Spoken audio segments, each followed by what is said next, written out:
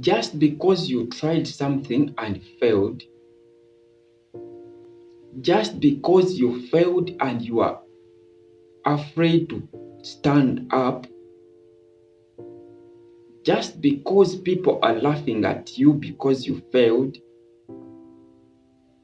just because you failed and refused to get some support from your people, it doesn't mean that you should give up. You should stand up, believe in yourself, keep your head up, and start from the scratch. You'll achieve success no matter the situation. Many people are afraid to start because they saw others failing and they're afraid that they will also fail. That's what we call self-doubt.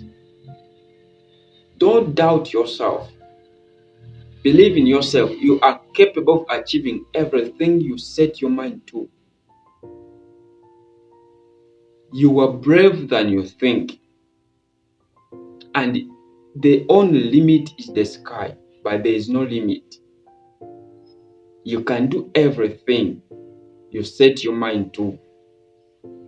Get up from your comfort zone, go and start chasing your dreams. Love positivity, share this message. Yeah, yeah.